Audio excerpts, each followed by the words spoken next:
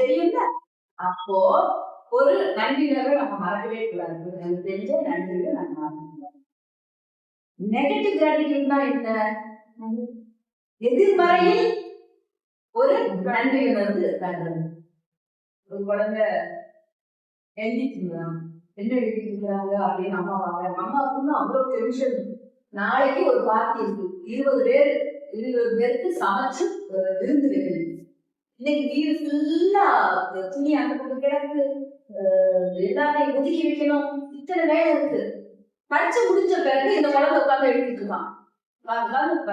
பரிச்சை முடிஞ்சிச்சு, இந்த பையன் எழுதிட்டு இருக்கிறான். ஐயோ நான் வந்து வீடு எல்லாம் எடுத்து இவ்வளவு வேலை இருக்கேன், நாளைக்கு விருந்துக்கு வேற இந்த நான் பண்ண வேண்டியது இருக்கு.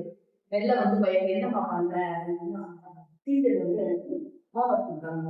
என்ன ஹோம்ஒர்க் கொடுத்தாங்க அப்படின்னு நெகட்டிவ் கிராட்டிடியூட் பற்றி எழுதினேன். கெடுதியில எப்படி நன்றினது, ஒரு குடும்பம் வர்றப்போ எப்படி நன்றினது அப்படிங்கிறத பார்க்கணும். என்ன அப்படின்னு பார்த்தா அந்த பையன் எழுதுறான், கஷ்டப்பட்டு நான் படிச்சுட்டு இருந்தேனா, எழுதி முடிச்சிட்டேன், இப்ப எனக்கு லீவ் கிடைச்சிருக்கு, அது சந்தோஷம் தானே, அதற்கு ஒரு நன்றி உணர்வு அப்படின்னு சொன்ன உடனே இவங்களுக்கு ஸ்பார்க் ஆகுது. என்னடா பண்ணணும் அப்படின்னு நமக்கு ஒரு வீடு இருக்கு, நமக்கு இவ்வளவு துணிகள் இருந்தாலும் அங்கங்க கிடக்குது, அதை மடக்கி வைக்கிறோம்ல, அதை நாம டென்ஷனா எடுக்கலாமா கூடாது, வீட சந்தோஷமா பூஜை பண்ணலாம் அப்படின்னு ஒரு நாளைக்கு அவசர அவசரமா பண்ணணும், 20 பேருக்கு சமைக்கணுமே. அதுல என்ன கிராட்டிடியூட் பார்க்கறது, எனக்கு 20 பேர் வர்றாங்கன்னா அத்தனை உறவுகள் நட்புகள் நமக்கு இருக்கிறாங்க, அது நல்லது தானே. வேலை பண்ணா நமக்கு உடம்புக்கு எனர்ஜி தானே. நம்மளை பார்க்க வர்றாங்கன்னா நாம தனியா இல்லை. நான் கேட்டு ஓடி இருப்பேன், ஐயோ குழந்தைங்க இருப்பாங்களே ஓடி வரண்டி அப்படின்னு வந்தோட ஏன் இத்தனை குழந்தைங்க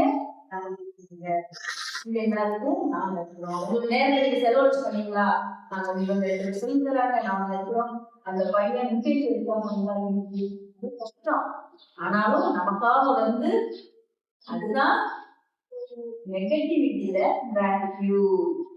அப்போ எந்த நெகட்டிவிட்டி இருந்தாலும் ஏதோ ஒரு காரணத்துக்காக அது வந்து அது என்ன நன்மை தரப்போகுது அதற்கு நன்றி சொல்லுவோம் அப்படின்னு வந்துச்சு.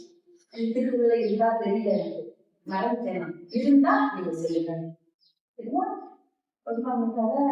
கதை இன்னொரு கால் பேசலாம். 12 ஆயிரத்தி